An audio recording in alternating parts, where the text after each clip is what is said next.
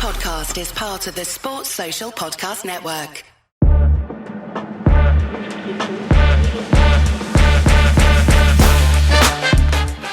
Welcome to the Ospreys Eyrie.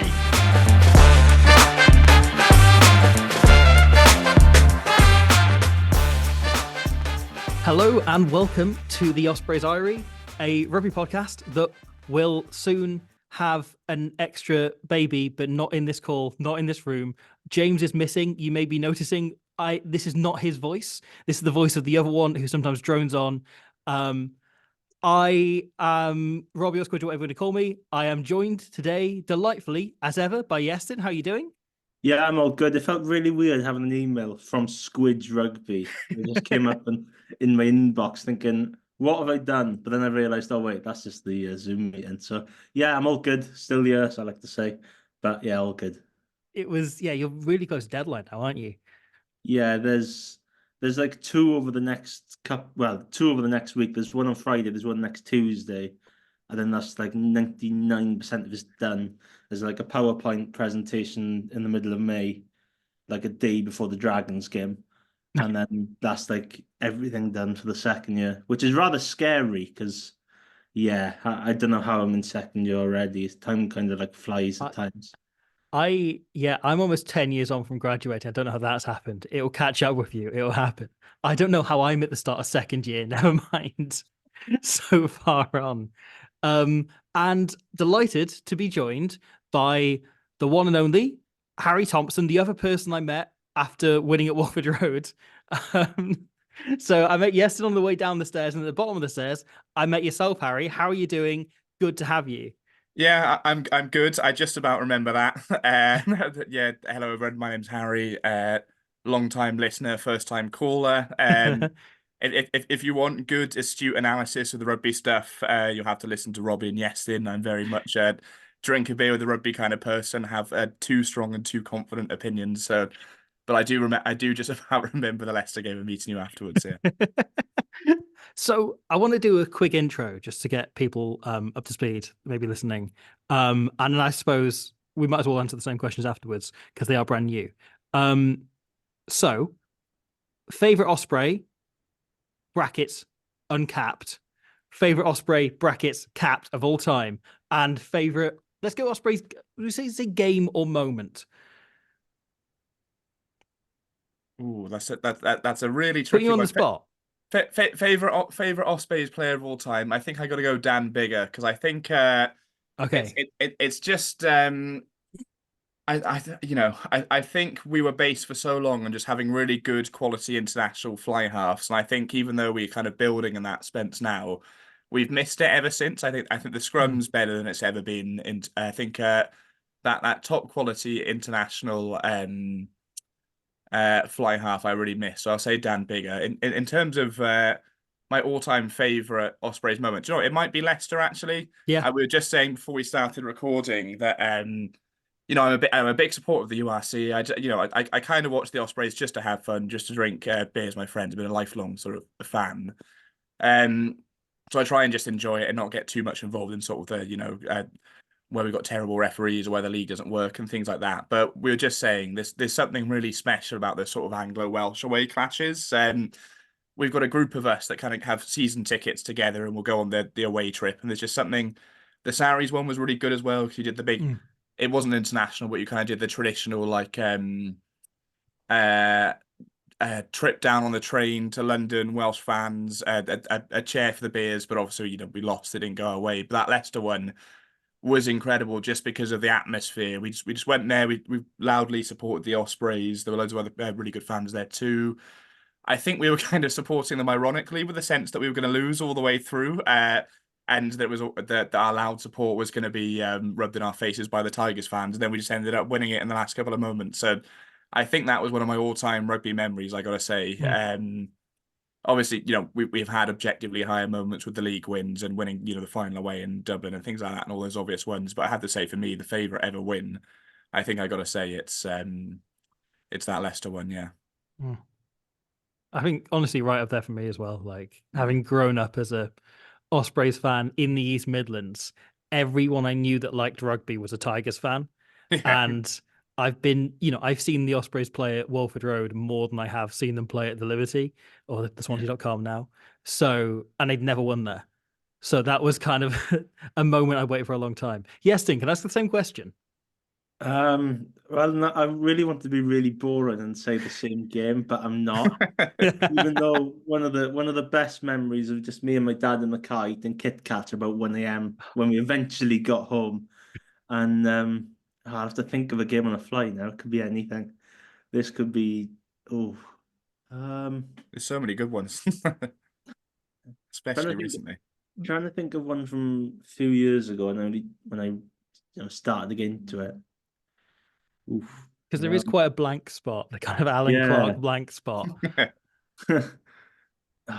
Um And we obviously had that season where we only had 2 wins, so that reduces Yeah, the number as well. 2019. Well, I don't know why, but 2019-20's gone to the front of my head for no apparent reason, and it's a bit of a weird one. But I think it was like Dragons away from 2021. It was like the first season all the fans were kind of like back in, and Oh yeah. obviously the Ospreys never win a Rodney Parade, do they? But this weird occasion they did, and yeah, Michael Collins scored a brace on debut that Yes. that game, and Luke Morgan scored a decisive try despite a late Dragons comeback. It's probably not my favorite game of all time. I think there's probably others like games you've watched on the telly. I highly rate Montpellier away in Europe Oh from yeah, that was good. the same Yeah. season against Leicester. That's probably in the mix. So, but yeah, it's like a bit of like a recent memory, just like getting back in from COVID. Yeah. That was like the first like real game. So yeah, that's probably up there. But like personally, but there's probably a lot of Ospreys games I've missed, and there's people gonna be shouting at me saying, "Why haven't you got this game?" But in reality, Munster 2016-17 stuck in my head for no apparent reason. And more on that later. However, right, there is a little Stormers game that we need to talk about. How are we all feeling post quite the win, quite the incredible win at the weekend?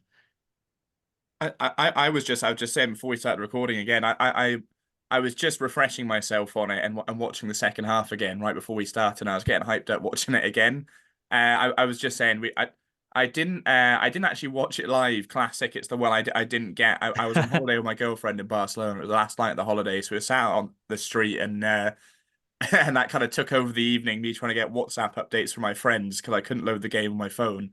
Uh, but it was just awesome. Like it was in terms of how I'm feeling, it was just such an intense performance. I was also just saying before we started that sometimes when you see those sort of you see these Welsh sides who go against South Africa and New Zealand and they don't think they can win, and then the confidence builds at the end, and then they realise they can if they're close enough.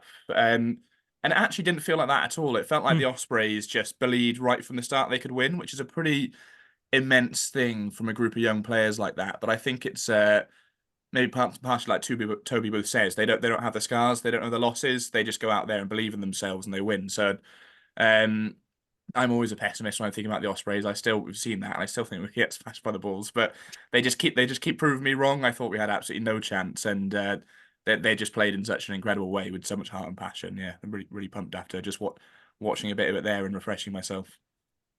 Yes, then. Yeah, my glass half empty attitude towards Welsh rugby was exposed again. I didn't fill out my Super Brew predictions for one, as I forgot, which is a bit of a kick in the teeth. But it probably saved me of an incorrect answer, if I'm being brutally honest, because I didn't really expect a win out in South Africa. But you tend to see sides, especially away out there, you think, all right, they've started well, they pinch an early try, and then you kind of see the opposition get back into it. And the Stormers kind of did that when they scored that try from the line out. But then you just expect that the power and the sheer athleticism of the Stormers to kind of like get on top, but it kind of didn't. And Yeah. that was the pleasing thing to begin with. Then Sam Parry scores, and you're thinking, right, that if we're still in this, is a bit of a chance. Then Manny Libbok tries this crossfield kick with about 10 seconds before half time. For whatever reason, I'm not so sure why, but I think probably only Manny Libbok can really answer that question.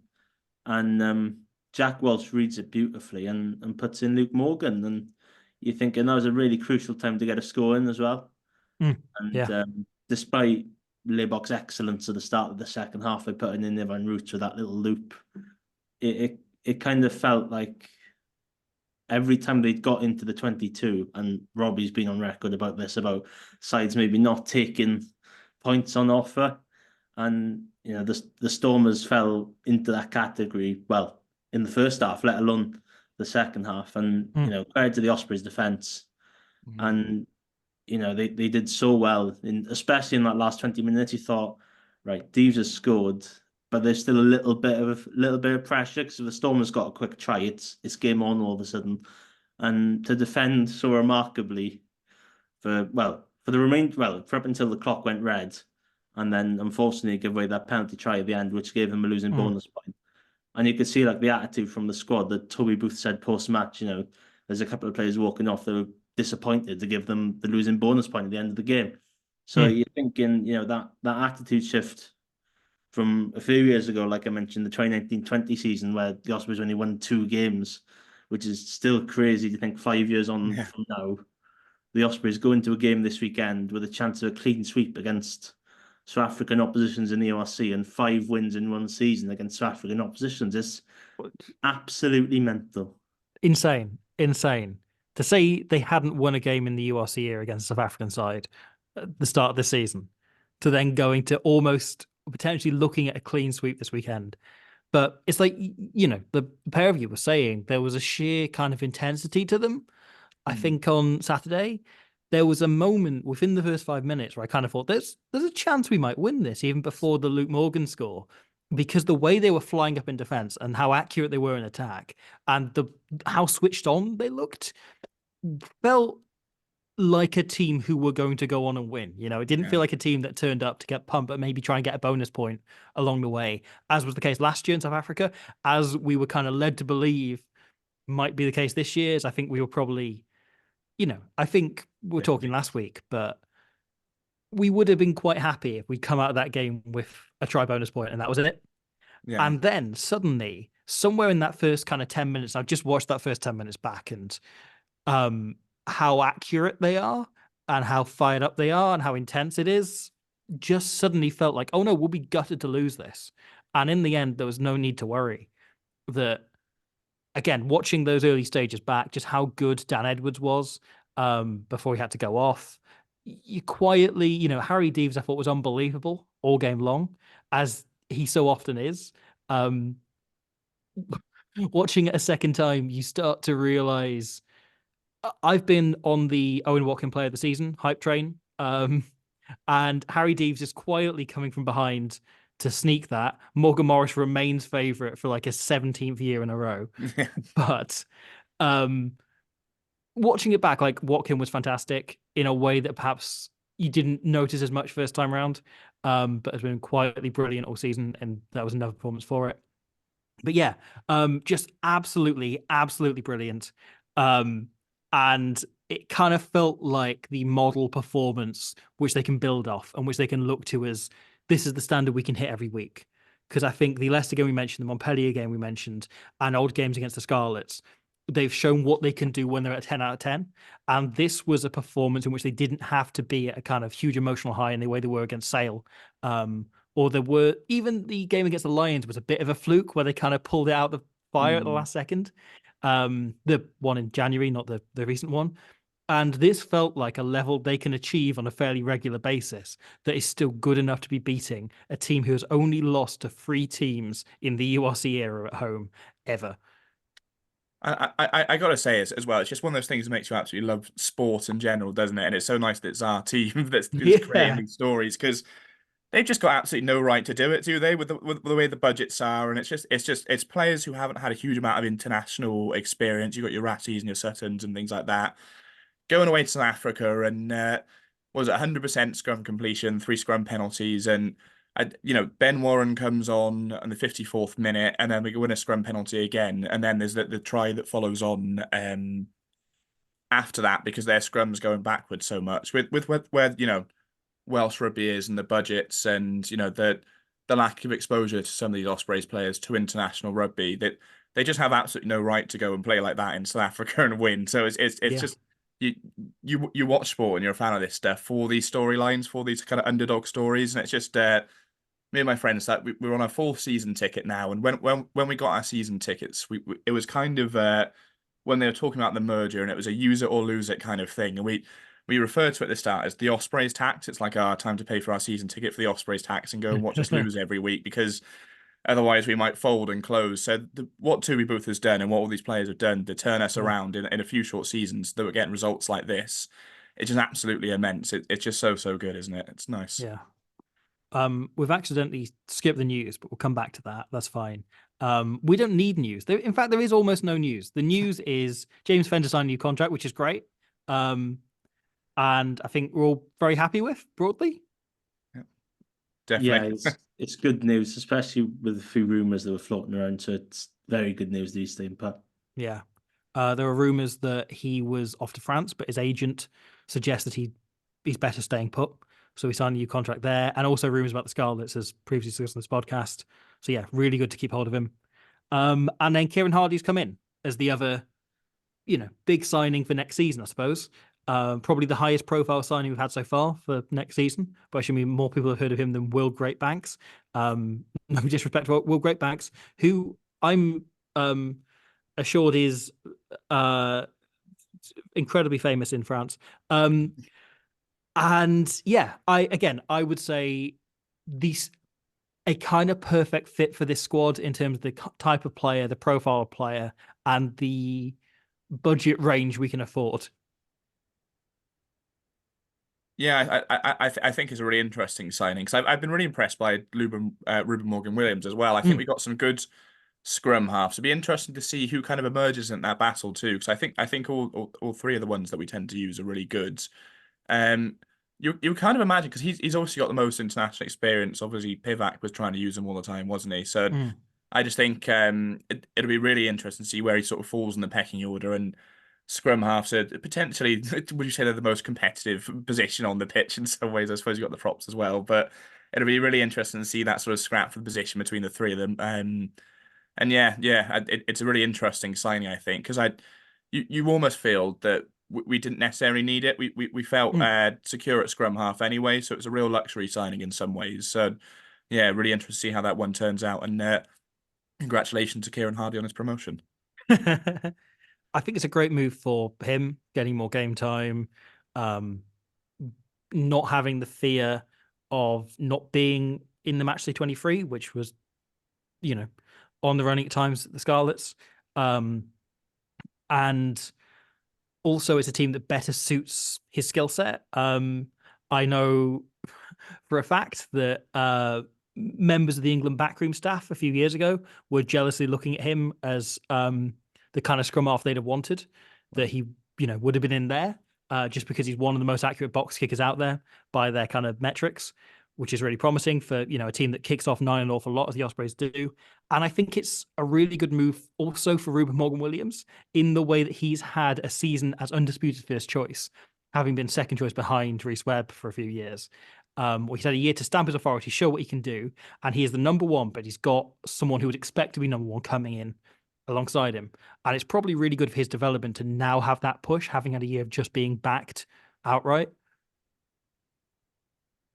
Yeah, it'd be really interesting, that competition, because it's Ruben Morgan-Williams. He's still young, isn't he? But it'd be interesting to see if he can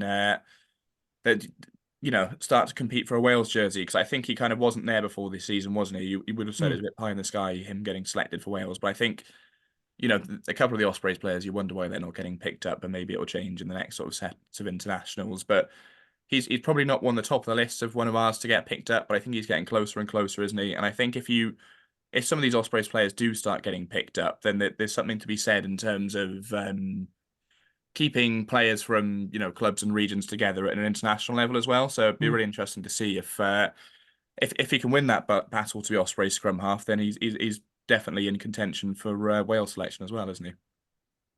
Yeah, absolutely. The only other piece of news is that Jack Morgan is absolutely in love with a giraffe. And I don't know if any of you follow this on basically the full squad social medias today. They've been visiting a wildlife sanctuary of some sort, And I've never seen a man happier than Jack Morgan looking at Giraffe in 3 separate photos. I did see it. I was surprised they let them back into the safari parks after Scott Baldwin's experience there, but they kept them next to the herbivores this time. So yeah, it's good to see them doing it, isn't it? And it's very nice. Just the team bonding as well. You can see they got a really good culture in the team. And I don't know if you caught Toby Booth's sort of post-match press conference where he's talking about. Well, he was talking about having 2 weeks away from the wife, wasn't he? And then he tried to roll back on his comments, but he said it was a very good. It was just good to have some time together with the squad, and you can see that, and it's almost like a mini tour, isn't it? So yeah, nice to see. Yeah, and again, saying that they really value time together, and that's clear. And again, that just them playing cards together, and running on here. And Alex Cuff was saying on the Scrum 5 pod that he reckons they'll probably train twice this week and have a lighter week and just enjoy each other's company and have a more relaxed time to recover from the game and prepare for the next one, rather than flogging them and trying to drill too much in. Yeah, definitely. Well, they worked hard in that last game, didn't they? So you don't overwork them. Yeah, it's a small squad as well. So to return to it, that's the news. Congratulations, we did it. Hugh Edwards moment. Not in that way. So yeah, things started very well with that Luke Morgan try. And then, as you mentioned, Yestin, the Sam Parry score and the Luke Morgan follow-up at halftime. At halftime, it very much felt like a kind of fantasy land half. Like, where's this going? Can we do it from here? Yestin, how are you feeling as you got into that halftime and you kind of saw actually they're ahead out of nowhere? A little bit shocked. Probably because the amount of crossfield kicks the Stormers did all afternoon. That was probably the most shocking thing out of the first half. But yeah, they just took their chances really well, didn't they? And that's probably a really pleasing thing for Toby Booth. And and the battle up front was evenly matched as well. And going on to the second half when you have maybe not have the strongest of front rows to come on. Yeah. The likes of Garen Phillips, Ben Warren, Lewis Lloyd, all coming off the bench, all relatively young. They're going to learn from that experience of coming off the bench. Maybe not so much in terms of the scrums because it did go backwards a little bit compared to the starting front row. But you kind of felt at half time it was like they're definitely gonna try their best to go up a gear, but will they? And then you realise Yeah. about 4 minutes into the second half when Evan Root scored, you thought, oh, here we go. They might just turn it on. And weirdly, they didn't, which was a bit of a surprise. And shout out to Hugh Sutton for 2 ridiculously good jackal turnovers. And he would made one crucial one. I think it was right after the Stormers try as well. And that was rather important at the time. And, there's just players like that. Everyone talks about James Fender and Rhys Davis about international section. Hugh Sutton has somehow turned into a jackal freak and can play in the second row, then that would be rather astonishing. But you got like the likes of Sutton, James Ratty's been excellent over recent weeks, and obviously Morgan Morris won man of the match, and Harry Deeves was spectacular. The tackle in the first half was right at the end of the first half as well was brilliant. And you kind of just felt like maybe there's not enough praise to these players. They've gone in under the radar. You mentioned Morgan Williams there, who played very well on Saturday night. Sutton, Ratty, Owen Watkin. He might have missed a few tackles, but in terms of line speed, they blitzed up quite a lot in the middle of the field as well. This is what I find really interesting because I do sit down and watch quite a bit of rugby from time to time. And the both centres kind of just pushed up, and there was still like space out wide for the winger. So Luke Morgan maybe drift a little bit behind them, being made because the amount of pressure that the 2 centres would bring on. And well, JJ Cotier found out the hard way in his own 22 in the first half when he tried and give that pass, which Kieran Williams was having none of, which obviously leads to the Parry try. There's things like that I just find really fascinating, but that's probably more about me being really geeky. Oh, But I'm exactly the same though. You're in good company. but yeah, it's like, those defensive moments, as I said in the first half, and the constant pressure of the second half. I thought Adam Beard came off the bench and played rather well. Mm. Everyone has said he doesn't do enough around the park, and personally thought, was that a little bit of an error, maybe not putting him to start. But then again, if he's coming off the bench and playing 25 minutes like that, I wouldn't have thought in my wildest dreams that Adam Beard would be that much of an impact player. You kind of associate Adam Beard as someone that plays 80 minutes and continues with a lot of hard work. But I think he made a really good turnover, which didn't go his way because there was a knock on from the scrum. But it was like, oh, you thought, oh wow, this Adam Beard, he can stay. Yeah, and there's probably more of a credit to the South African lads as well who came in on short Yeah. notice. Of course, Satete got that penalty against him with that block, which was rather unfortunate at the time in the first half. But well, Boshoff came on the wing, which was interesting. Yeah. That was a discovery. I And love a slow winger. and Jaydan Rudolph won a turnover before giving one away a few minutes later, which was also fascinating. But yeah, on the whole, it was a really good performance. And at halftime, we kind of thought they were going to get back into it, but there was many standouts on the Ospreys side, and they held up rather well, except for the penalty try at the end, obviously. Yeah. But you can kind of forgive that when the game's won, as you say. I watched it with the South African commentary. And when DeAndre Rudolph came on, loved him and were just lavishing him with praise constantly. In that way that, I don't know if yesterday you get this a lot, but like when you watch a player play it, like maybe, because he's obviously been a Curry Cup player an awful lot, he's been playing at the Cheetahs. When you're used to watching you watch a player in a Welsh Pro and they have one stormer and then they get a game for the Dragons like a year later or for whichever region, and you're like, no, this guy's great. This guy's really good quality. And I've seen him play once, but I love him and I'm going to talk about him endlessly. And it had that kind of vibe of we saw him once and they're talking about, he's a great turnover merchant. He's fantastic. Just really bigging him up. And then he wins that turnover and like, what did we tell you? What a player he is. I love that.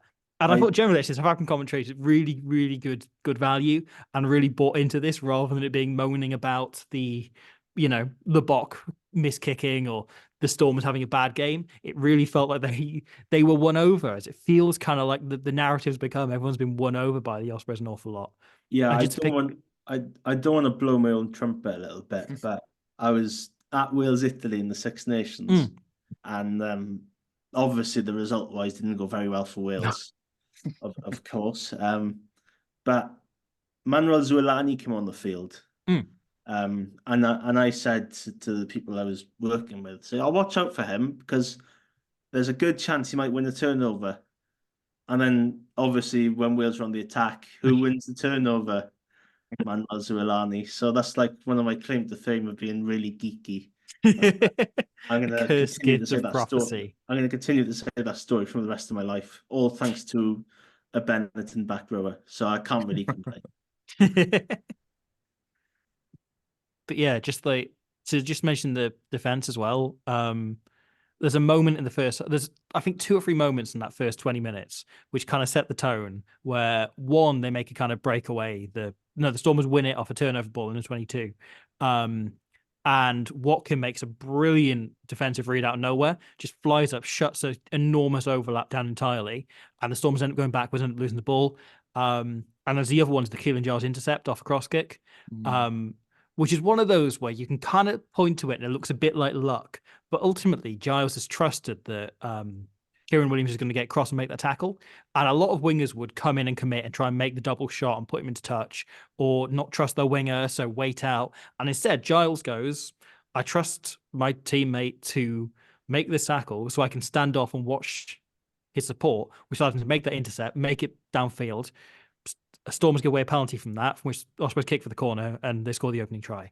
And it's an enormous kind of 14-point turnaround, or 10-point turnaround, and I think it kind of sums this team up more than anything else, is ultimately it's trust in their teammate is what leads to that try, what leads to that interception.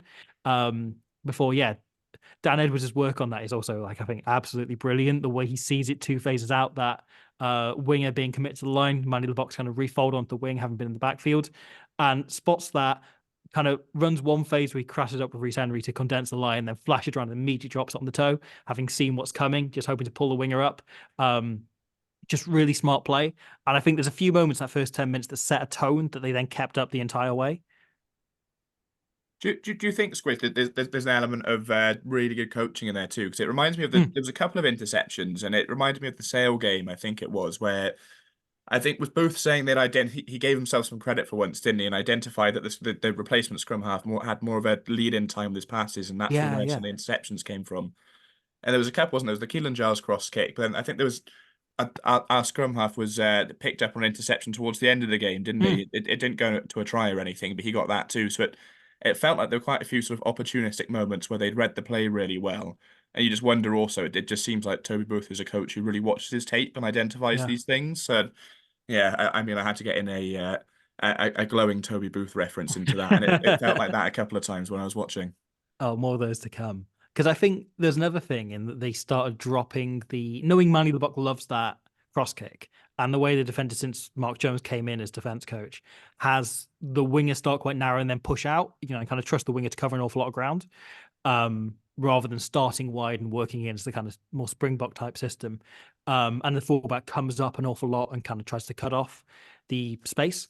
And instead, they kind of left the fullback where they are an awful lot as to work in a normal role, and tried to use the 10 more to cut off those cross kicks, allowing the winger and the fullback to do so. And so you see it for the second Luke Morgan try, is Jack Walsh comes in, takes that kick perfectly because he's been dropped into the backfield early and is watching for the cross kick specifically. But you see it, there's another one in the first half with Dan Edwards, kind of doesn't get there, but he gets across and makes the tackle following it. And they're just using that 10 to watch out for, the opposite 10, watch out for one of the box strength. And it turned a weakness in the defense that clearly the Stormers have gone in and gone, this team's we've got 10 who's absolutely brilliant at cross kicks. This team is quite susceptible to cross kicks. Let's do 100,000 of them per minute.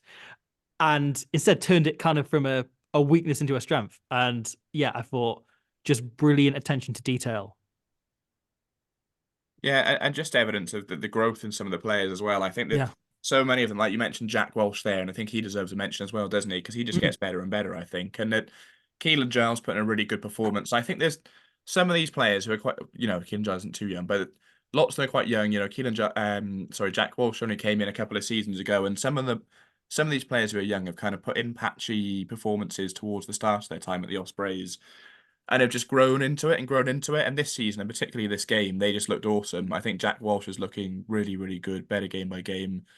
He is looking like a really dangerous attacking player now, and it doesn't cause too many mistakes either. So I just think I've seen a lot of growth in particularly some of those sort of younger backs too. It's been really nice to see. Yeah. And then there was a pretty remarkable last, basically straight 15 minutes from essentially the Harry Deeves try onwards, which is again brilliantly taken, of just defending and trying to keep them out from getting that losing bonus point, which eventually did come in the final play. But I think, again, that last passage of defense once again characterized what this team's about. Again, the way they've improved that Morgan Morris post-game gave credit to Mark Jones for the way he's helped them improve that defense and made it much more, clear and simple, and everyone knows their role in defense much more. But yeah, I thought, again, right to the final play, yes, there was a try, but it was a penalty try, and they were, throwing everything at them, and they defended, they put in an awful lot of tackles in the last 10 minutes. That, yeah, I thought, again, sums this team up, some that performance up, and some of the intensity they're able to hit up these days. And like Yestin said earlier, Toby Boothwood said he went straight onto the pitch and spoke to 3 players, and they're really annoyed they conceded that try despite the fact they just won away in South Africa. Just such an impressive performance. I think I'll keep talking about him. I don't care. Toby Booth said again. He said I think he called it like a typical archetypal Ospreys performance, didn't he? And it's just built on hard work and just having a lot of heart. A really good aggressive forwards performance, including in defence and in the scrums.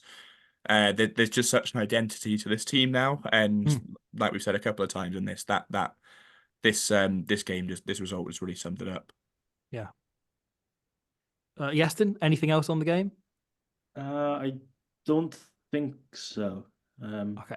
Except for Avadi Boshov's little burst down the wing and Oh yeah. the preceded it. That was fun.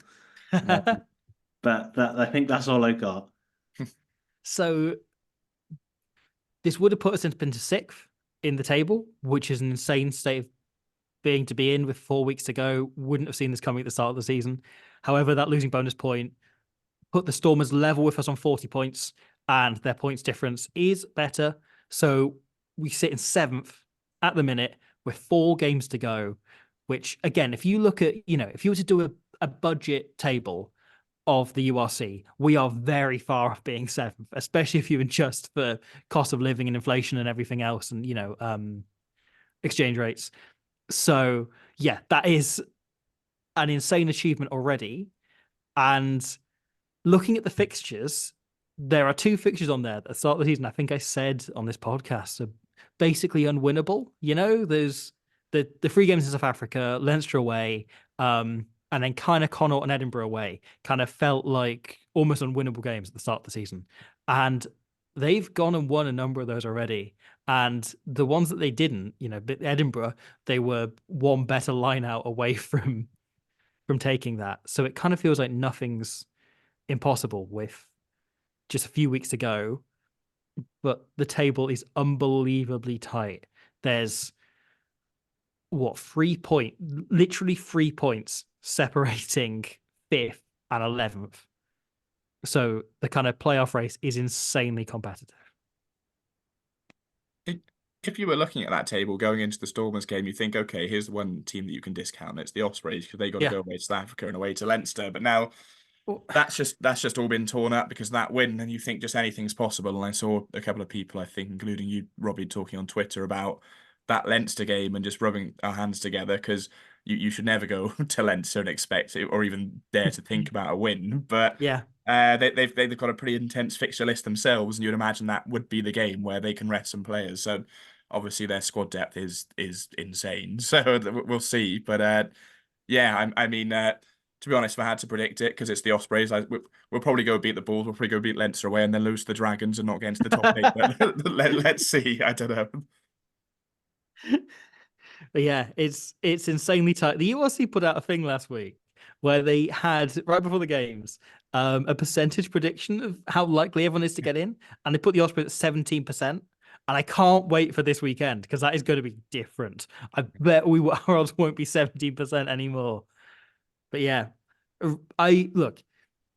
should the Ospreys be favourite to make the top 8? Probably not. Would I dare write us off if I was a fan of another team? It would be a huge mistake to do so, I feel.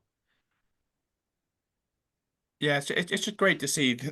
You referenced it earlier, just that the Ospreys getting a bit of an aura back. There's Yeah. we were having a discussion about this because you mentioned you grew up in the East Midlands. I grew up in the Southwest. I was born in Brecon, and we were talking about when we were at the Leicester game actually. We bumped into another sort of English raised Ospreys fan who had Welsh heritage, and there's almost there's this thing about the Ospreys, even though it's a really young brand and it didn't pick up sort of the old club brands like Cardiff or Llanelli did.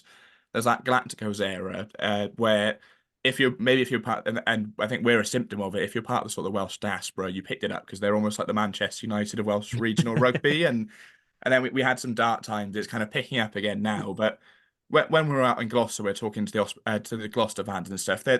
They're fully aware of the Ospreys brand, and you talk to them. We're a club that's 21 years old, so it's very young. But there's so much history of sort of the league wins and the players we've had. You think the Adam Wynne Jones is, the Shane Williams is, and you're sort of chatting to them, and they're saying, "God, it's so good to have a good Ospreys team, as though we a team that's been around for 300 years." So it's nice to have that aura back, and I definitely think you're right.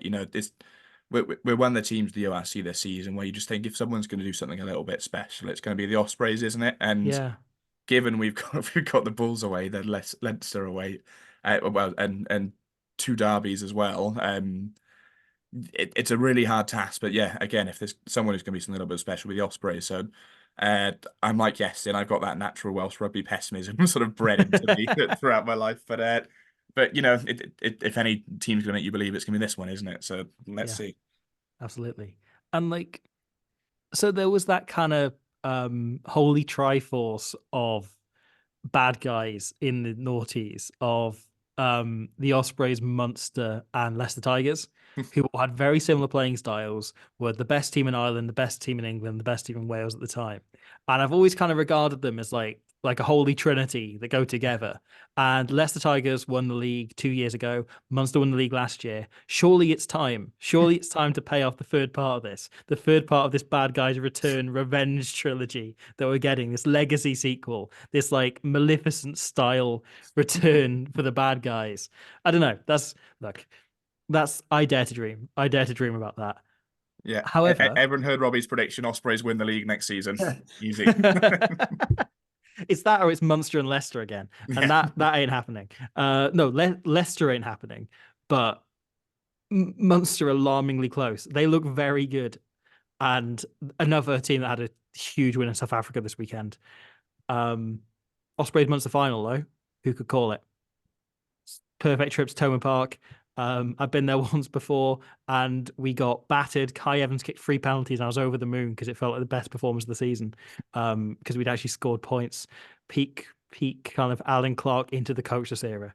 I wanna say that might have been Craig Casey's debut. Random fact. I think he scored off the bench. Just that sounds right. Really random fact that just come into my head. I think it genuinely was Craig Casey's debut. I remember talking to 2 separate Munster fans that day who talked about Craig Casey and just kept comparing to Peter Stringer as though that's a good thing. But yeah, they were so excited about the thought of having another like Peter Stringer with hair. But yeah. Speaking of Munster, should we play Good Player? Yes, maybe me as well. But it's just the high of last weekend, so I think it has to be in store.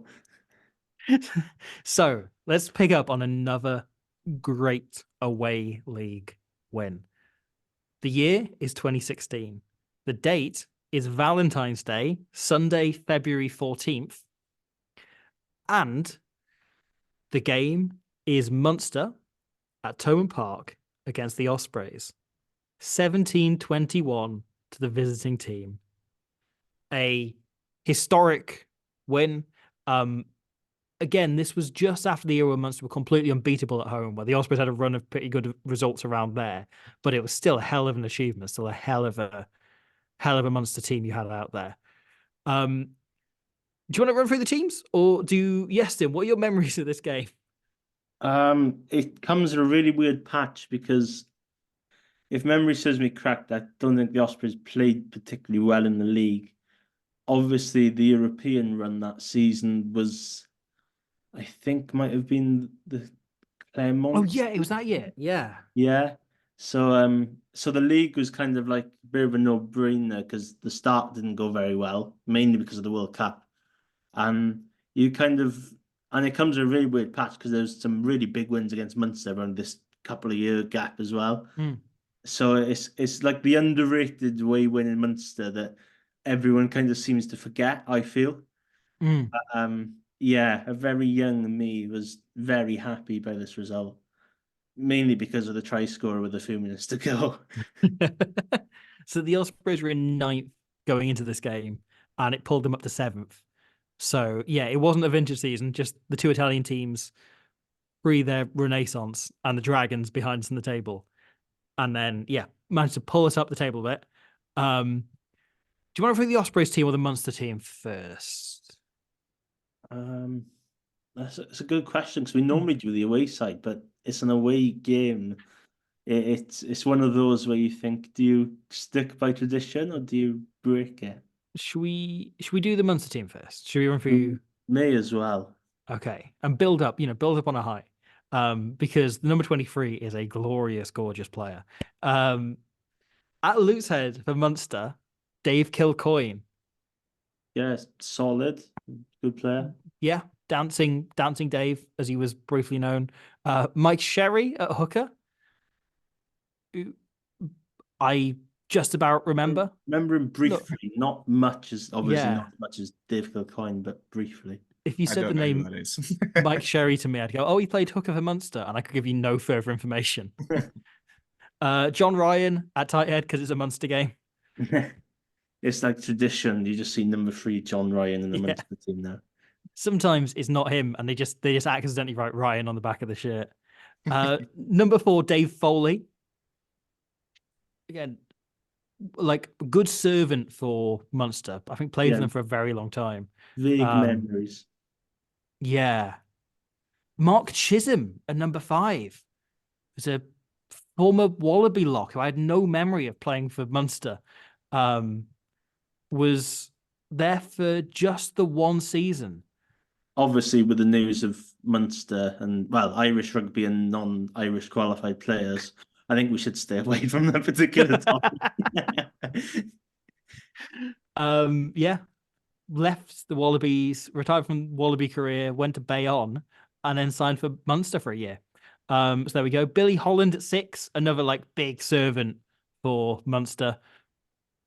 Yeah, I think the back row is all like really good servants for Munster. So it's kind of like all 3 of them kind of like fit the bill. Yeah. So at number 7, we have Jack O'Donoghue, player that's captain Munster an awful lot. Another one slots right in there. A good player, Jack O'Donoghue. And at 8, former Cardiff and breakdancing favourite Robin Copeland, who perhaps best remembered for doing Cardiff kit launch where he started breakdancing in the middle of Westgate Street. I forgot about that. Yeah. I was going to say you need to explain the breakdancing reference to me. I didn't get that one. But was huge favourite at Cardiff for a while. Then left to try and play for Ireland. I think he won 2 caps in the end. Had a middling. Yeah, it was a very brief stint, wasn't it? Yeah. Played for his country, but perhaps wasn't as successful as he could have hoped. Duncan Williams at 9, who was a rugby player. I can't remember much of him. Very Welsh name. I can say that about him. Yeah. Wore a scrum cap. It's a Munster side without Conor Murray, but obviously it's a Six Nations window, so that's probably the reason why. Yeah, that's it. I think I have a vague memory of, I think he had a really bad game here and then scored a try 10 minutes in, and you're kind of like, no, but he's having a stinker. Where's his try coming from? He scored. I just seen like the highlight. I saw like the first 10 seconds of the highlights, and he scores a try from a box kick, as in charged down from a box kick himself, regathers and scores. Nice. At 10, another great servant is Ian Keatley. Benetton legend. Are we gonna rock with that? I discovered this week is something like 6th on the all-time most minutes played in the URC.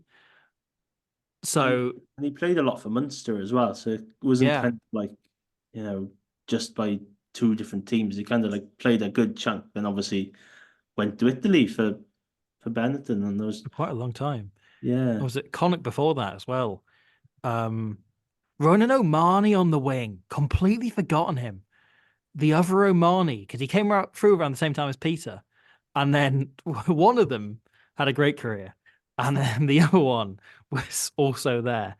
Rory Scannell at 12. He's solid. Yeah, solid player. Now in France. I'm trying to remember if he was the player. There was a scandal around. Can't remember. Let's move on. Francis Aili, good player at 13. Didn't have the best time at Munster. I remember him tackling Keelan Giles into touch in the 2016-17 game. It was like the game before the Benetton game, which kind of derailed the season. And I remember thinking that he committed a high shot, but then looking back at it, it didn't look that bad. And I was just complaining for complaining's sake with Marius Matreya in the middle. He's currently at Racing. He was one of those players that was very good, but then just didn't work at Munster. I know Munster fans really didn't rate him. Just didn't fit in for whatever reason. As sometimes happens, player sign for a club, it just won't work out. Darren Sweetenham on the wing. He's a good player. Isn't he still out in France? I can't remember if he is. I think so. He was. Oh god, where was he? He was playing for one of those bottom of the table URC. Oyonnax. He's at Oyonnax. Yeah. Great player. Former, was he a hurler or a Gaelic football? He played to a semi-pro level, and that came up every time anyone commentated on him. And then Andrew Conway at fullback, a rare sight. Good player. if not more. Yeah, Very great good player.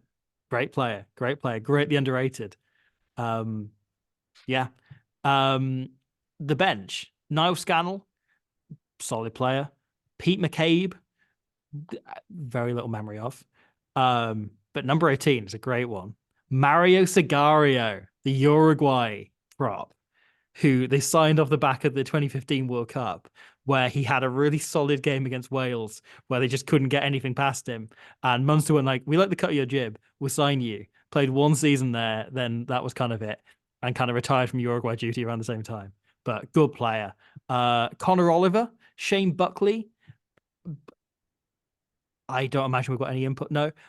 Thomas O'Leary, who's very almost a Lion, got injured a few days after the Lion squad was named in 2009, replaced by Mike Blair. Cian Bohane, Don't remember much of him. no memory of him, and Dave Johnson, which brings us on to the Ospreys team. And this is the main event, right? At loosehead, Nicky Smith. Good player. Great player. At hooker, Sam Parry. Try scorer from last weekend, so good player. Great player. A tight head, another one I think we've all waited to hear more of. Dimitri Arhip. Love that. What a front row that is. That's great. Saw him play on the weekend, so still counts as good player. Robust, I'd call that front row. Yeah. Robust. Second row of Rainier Bernardo and Rory Thornton. Rory Thornton now coaches Cardiff University because I Does he? briefly checked the varsity game, and and Swansea have won, by the way. That's why James put a message in the WhatsApp group. Yeah.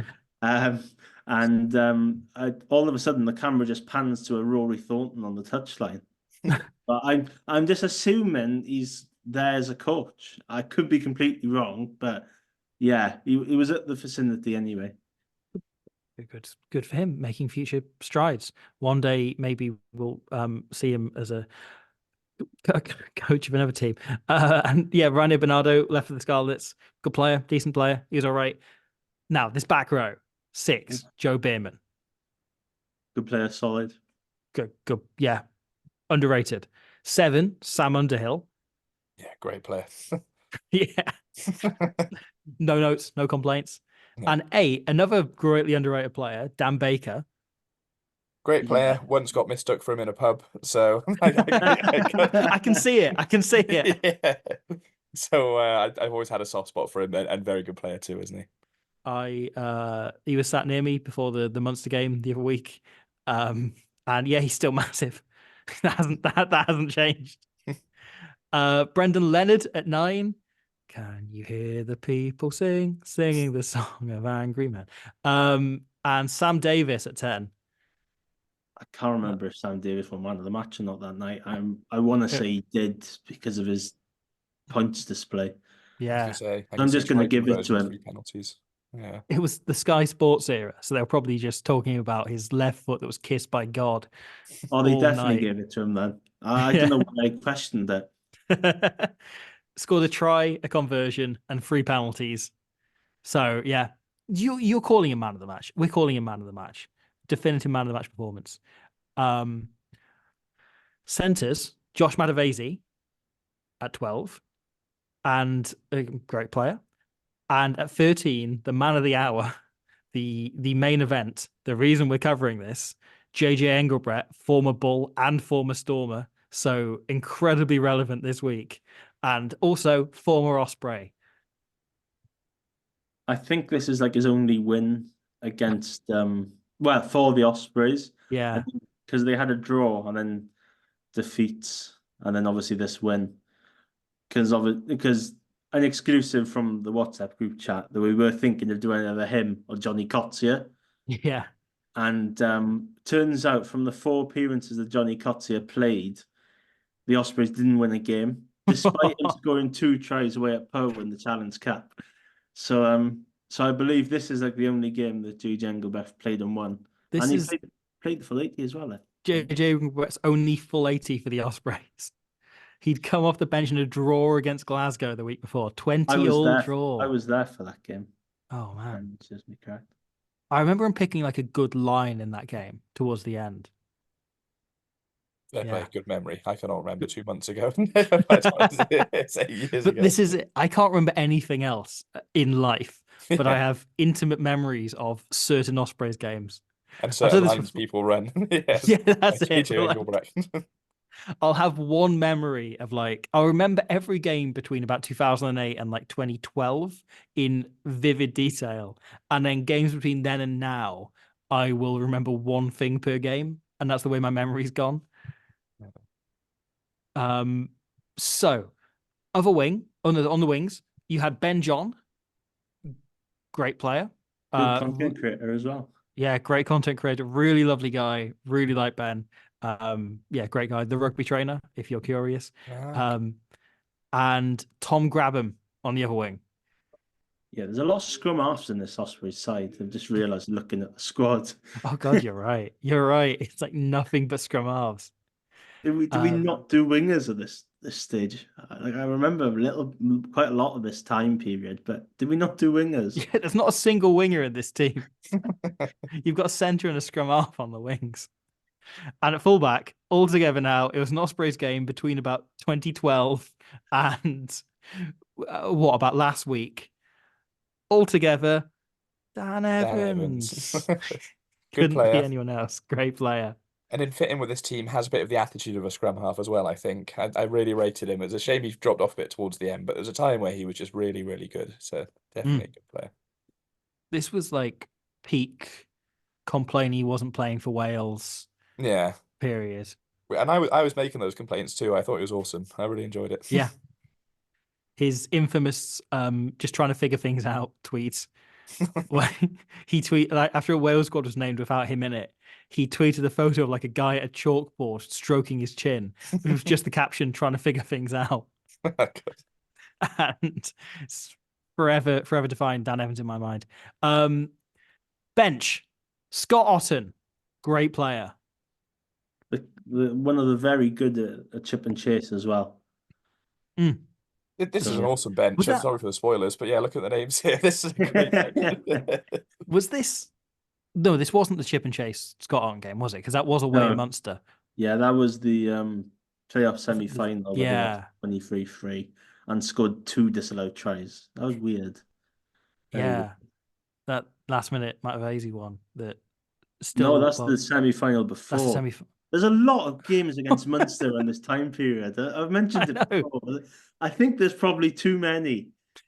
They all blur into one after a There's while. a lot that stick in my head. In an alternative universe, there's like 5 games going on, and Josh Matavesi's try at the end probably stands in all 5 of them. Apart from the one where it happened. Yeah. So Scott Otten walked past me and James before the Gloucester game. We kind of had like he turned to me and was like, "Is that Scott Otten?" And we're like, "Yeah, that's Scott Otten." Which I bet he doesn't get a lot of, but you put him in that particular environment, and it was like, "Oh my god, it's Scott Otten." Gareth Thomas, 4th choice loose head on the bench, Great player. Yeah, good player. and Marfu Fia, who there are all sorts of stories about. Not a great scrummager, but a fun player. Yeah, he scored a brace against Racing in Europe once. That happened. So good player. Good player. A young Adam Beard on the bench. Years Who- before British and Irish Lion Adam Beard as well. Yeah. This is a Where long, would long this- time ago. This was his second game for the Ospreys. Oh, wow. Made his debut against Glasgow off the bench the week before. And then, yeah, playing his second game. Played 11 minutes there, 10 minutes here. Great player. Yeah. Went on to win his first cap against Samoa a year later. So, yeah, real start of something to come. He's been playing for the under-20s. That was the year of him being Yeah, in that was under-20s. the Grand Slam. Grand yeah. Slam with him Yeah. and Owen Watkin, who's also on the bench. Spoilers. So Ollie Cracknell, then, who a player still playing at Leicester. Good player. Reece One Webb- of my friends is a massive Ollie Cracknell fan, so I'll say it. for him. Really? Good player. Yeah. I will not argue, even if I don't agree. Reece Webb, again, club legend right before he went to Toulon. I think he came back from injury at this point as well. Was it? Well, Oh, this was his first game no. back before the after the Italy World Cup warm up where he ruled himself out of the World Oh, Cup. This was his first game back, I think. that. Oh yeah, no, you're right. You're right. Oh no, that's curse energy to it. Oh, that's got a lot of bad memories. I remember watching that Italy game, just losing half penny, then losing Webb. You're thinking, oh no. Then got called up mid-tournament by Wales. Yeah, Came on this the was bench like against England. literally his cameo, and Yeah. that's what came of it. God, I remember when Gatland used to do that all the time, where he'd call someone up mid-tournament if they came back from injury. Well, the same thing happened with Mike Phillips a few years before that. Wow. Um, and then the aforementioned Owen Watkin, who again coming straight out of under 20s, very, very young Owen Watkin. Oh no, this was no, sorry, this wasn't his debut. His debut was the other game against Munster that season. Um, so you're looking at his fifth game for the Ospreys. So again, really early on in, out of the 100 plus he's played now, that you've kind of got on the bench the start of who are now our senior players. Yeah, you can really see it, can't you? And then number 23, the man, the myth, the Haberfield, the greatest Osprey of all time, the best we've ever had, the greatest scrum half Wales never had, and the biggest mistake Warren Gatland has made in his life, not capping that man. Yeah, I it's think that's a really good player. weird. It's a good player, but it's really weird because there's a home game against Worcester that really sticks out from the Challenge Cup, and Haberfield puts in a box kick when Osprey supporters were complaining about too much kicking during the Alan Clark era, and Haberfield puts this really good box kick in with about a minute to go. And I don't know, it's just weird seeing him and Watkin next to each other because Watkin commits a high tackle, which gives Worcester a penalty. They kick down the field, nail the drop goal, and everyone blamed Tom Haberfield for it, who Wow. did nothing wrong. just just by box kicking, and he The somehow good got kid. blamed for it. So the Ospreys won 17-21. Sam Davis, well, there's a couple of early scores for Munster. Sam Davis try, then slowly kick them into control with a Owen Watkins scoring his first try for the Ospreys on the hour mark before, late Sam Davis penalty to put them kind of in control, having been 1 point ahead. And a memorable, historic win, mostly memorable for JJ Engelbrett 1 week after hitting that one line. But a week before, we now play his former team, the Bulls. That is the smoothest segue. This is why I am a professional content person. So, obviously, last week was a really great win. Going into it, I think we were all expecting a pretty torrid afternoon. How are we feeling heading into another game in South Africa against another team right at the top of the table? Do you want to go first, Yestin? I'll try. I think it's going to be quite tough. I think that's like the nature of things when you go to South Africa. Whichever team you're going to come up against is going to be tough. And obviously, from the two games, well, the Lions game wasn't so much because that ended in a 10-point win in January, but they're all relatively close.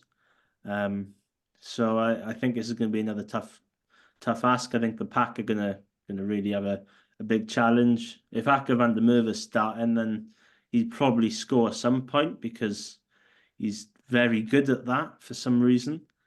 And It's in the genes, the try scoring yeah, genes. and Van der Merwe's.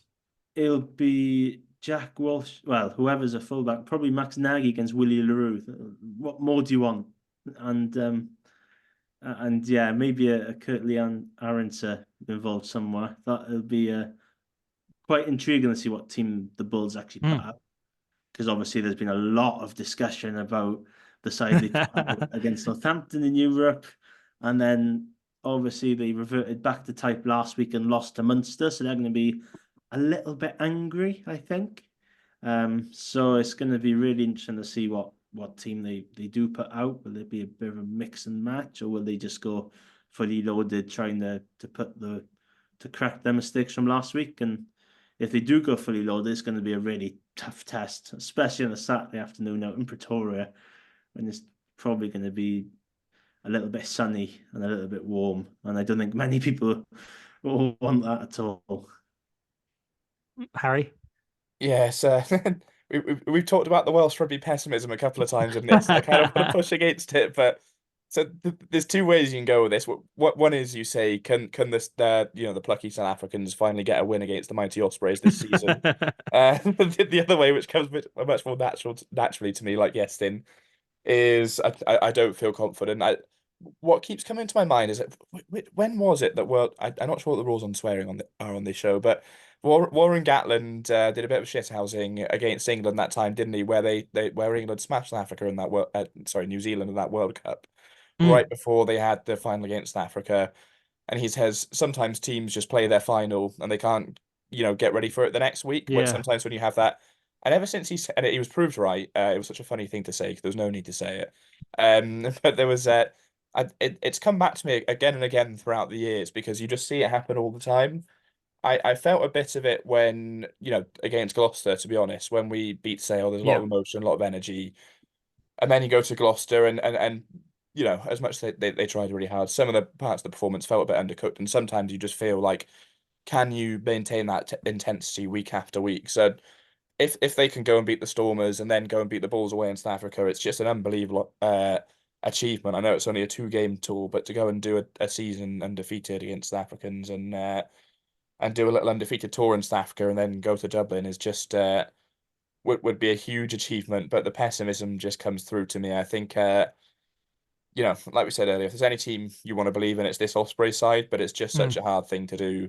3 p.m. kickoff in South Africa. Like Iestyn said, the sun's out. You've had a big game the week before.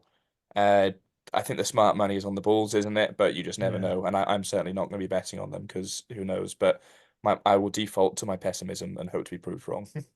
That's it. I think that worry starts to set in, doesn't it? That was that a final being played, them kind of getting over the Gloucester game by having a huge performance. And in the same way, we saw them have a huge performance against the Lions after a really disappointing loss against Munster, that game they really targeted. And I worry about that as well. That's in my head. But also, there's a bit of me that does feel like that performance against the Storms feels more repeatable than the one against Sale, where they kind of just raise their intensity rather than it feeling like a kind of be all and end all, like everything has to go perfectly game. And I would feel like the biggest optimist in the world if I predicted another win, especially another bonus point win, because that was beyond the wildest dreams last week. But I think there's a chance in which we can go and get points out of this and get points on the table from this game. And that feels more like the target, right? If you'd, before this tour, said we'll get 6 points or 7 points out of this, would have bitten your hand off, would have even for 5, So if they can just claim any points, add anything to that total, add anything to that table, and hope a couple of other results go our way, Cardiff can beat Edinburgh, things can start to fall there, and then target those last 3 games a bit more. That'd be huge. The one other factor that's worth talking about, because it'll probably be the big one in the lead up, is Dewi Lake. It should be, fingers crossed, fit and available again, which could be a huge boost on the bench. Having someone of his kind of power, experience, and try scoring ability to come on, potentially replacing Sam Parry, who is, the try scoring monster himself, or Lewis Lloyd, who I thought was absolutely fantastic when he came on at the weekend as well. Like the rate he gets off the line defensively is amazing. But yeah, there's outside chance of Jack Morgan. Looks like it's not going to be the case. But yeah, Dewi Lake would be a huge, huge figure to come back as well. Yeah, and that adds a bit of momentum, doesn't it? And momentum is such a thing in professional sport. I think you always see it with Wales when we got England the first game we win. It kind of carries us through a little bit. And so it's just that inherent pessimism to say we've just won a game. That means we must lose a game. But momentum is something in professional sport. And if you've got Dewi Lake coming back, do we have? Did I see Tipperick is he? He's over potentially there. fit Yeah, for he's it? over Yeah, there. okay, yeah. So, I mean that's an unbelievable bench, isn't it? It's if you were to put those two in on the bench, but. So yeah, and that could freshen up the squad a little bit, especially if it's been a long season and they don't have much rotation ability and they just put in a good performance. Having players like that back is just such a massive advantage, especially when the squad is presumably in a good place mentally as well from having that momentum. Yeah.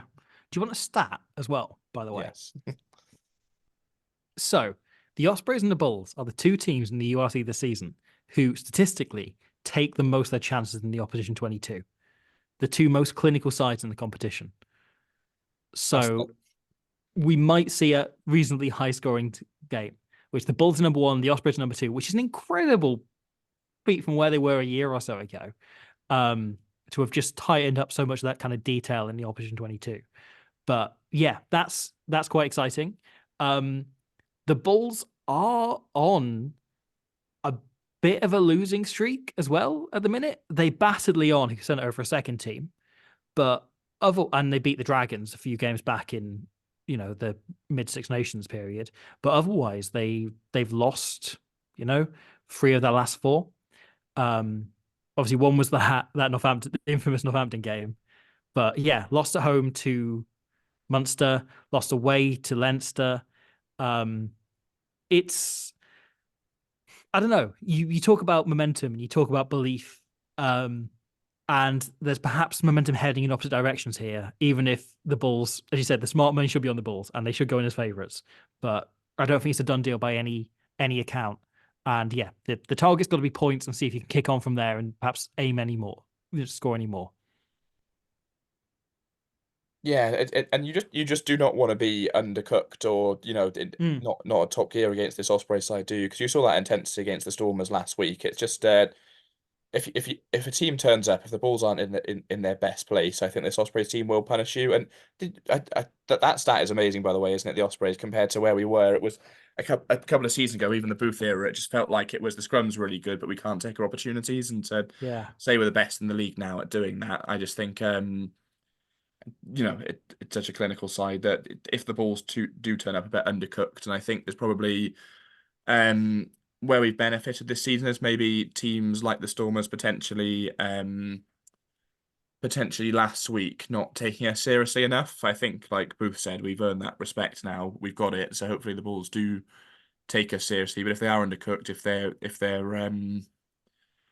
if their confidence is low, I think the Ospreys are a team who have that intensity to punish them for it. So you never know. Maybe I'm talking myself into some confidence here.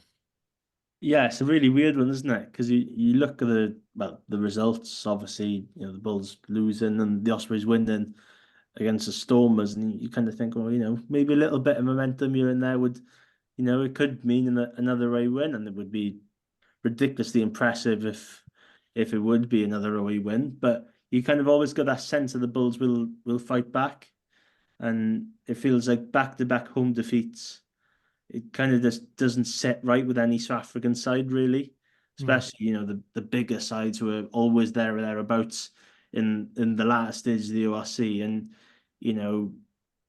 and obviously the Bulls lost heavily against Leinster a couple of weeks before as well, which was quite a bit of a shock because everyone was building it up as, the big game of the weekend.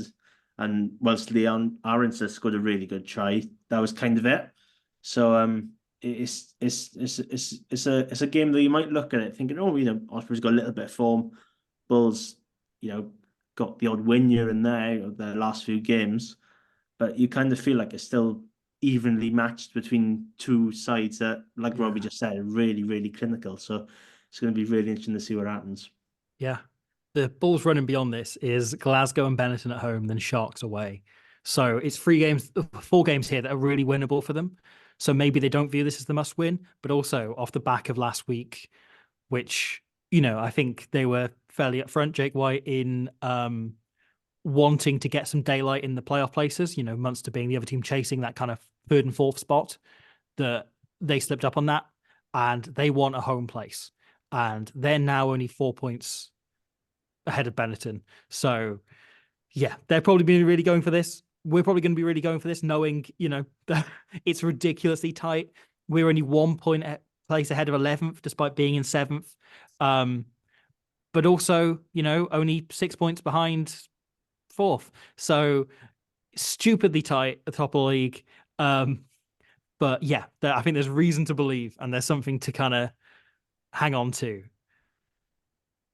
Yeah, in Booth we trust. In Booth we trust.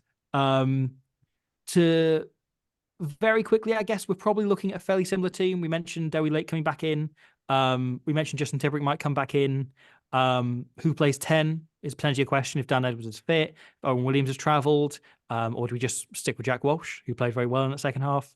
And then does Nagy stay at fullback, or does Walsh perhaps slot in there? There's also the Gareth Thomas is up there as well, so Of course. maybe bring in some international experience into the front row.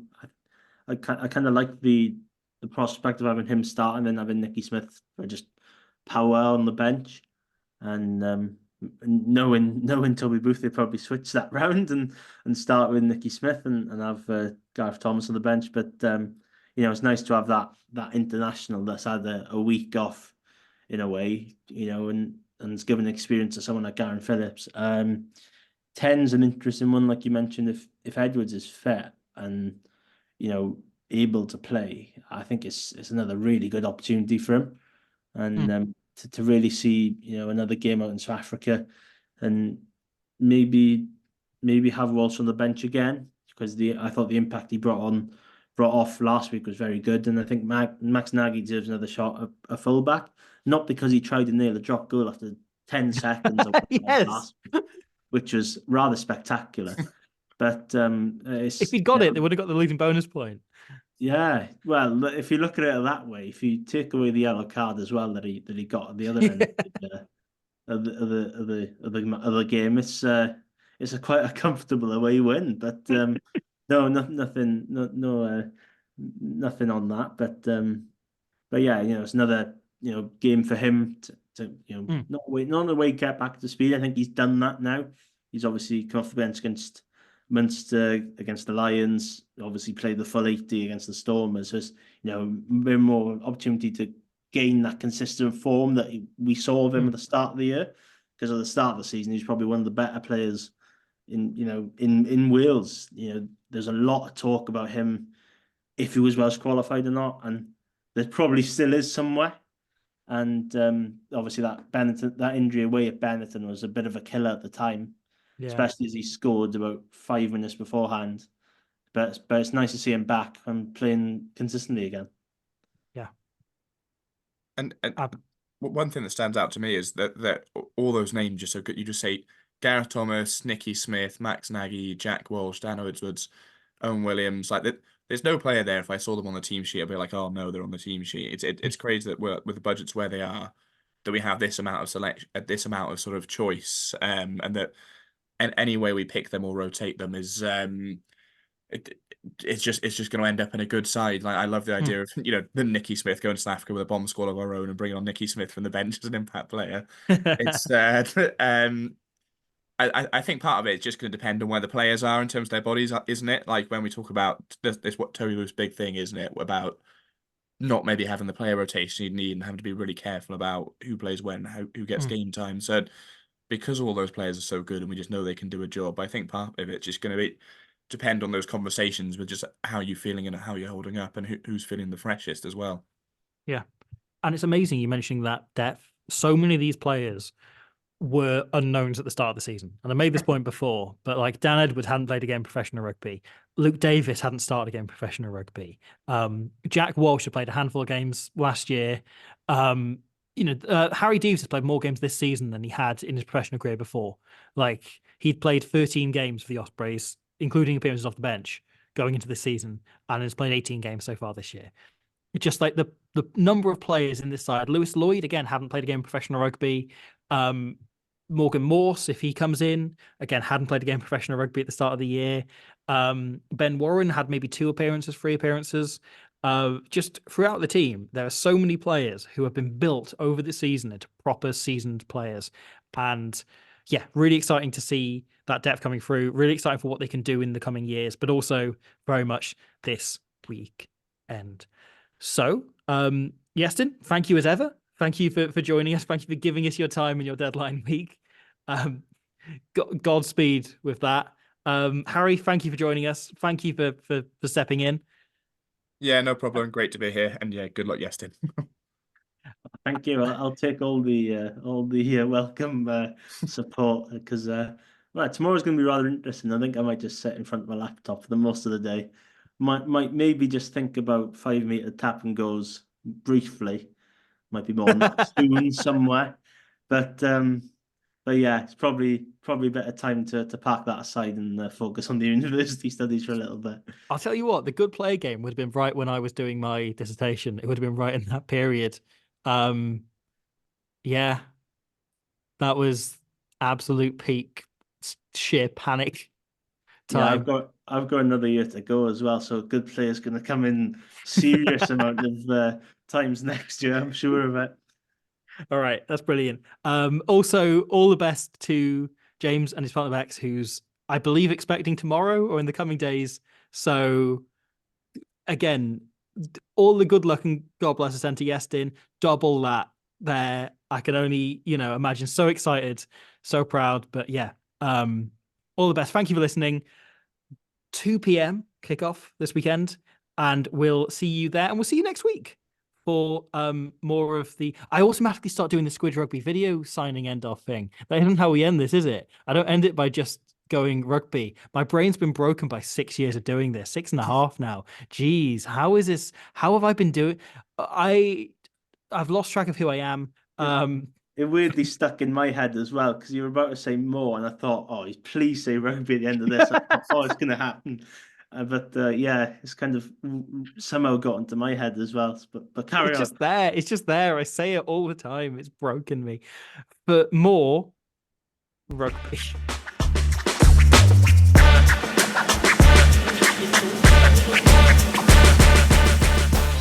Thank you for listening to the Ospreys Ari podcast. We hope you enjoyed the show. Please subscribe, rate and review wherever you listen to us, as it really helps spread the word. You can find us on all the usual social media channels or email us on welshregionalrugbypod@gmail.com. And remember, whatever the question, rugby is always the answer.